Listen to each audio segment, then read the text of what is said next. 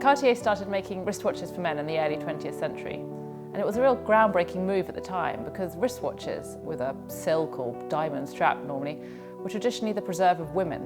Men wore more masculine pocket watches. So Cartier had to effectively not only create a new item, but also make it fashionable as well. So they did this in a few ways.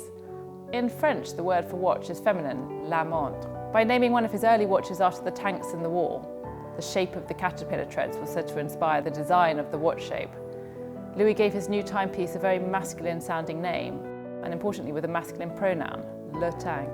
But also the Cartiers understood the importance of brand ambassadors. So today, where it may be the movie or TV star that brands beg to wear the creations, back in early 20th century Paris, one of the biggest global celebrities of the day was in fact an aviator, Alberto Santos Dumont.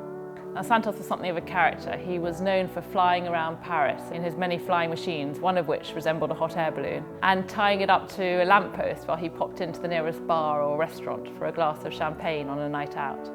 By naming his first watch after his good friend Santos, Louis Cartier ensured that it got off to a good start.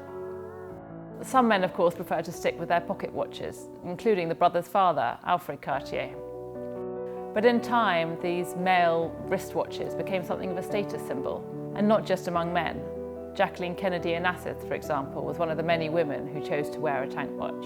Under the generation after the three brothers, watches came back into focus. Partly this was because large items of jewellery were frowned upon after the Second World War, and watches, because they were functional, were more acceptable.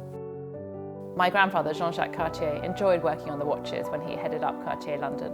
Like his uncle Louis, he appreciated the mix of form and function in a single object and worked with some of the best timepiece craftsmen in the world to ensure that each handmade watch was absolutely top of the range in terms of its inner workings as well as its final design.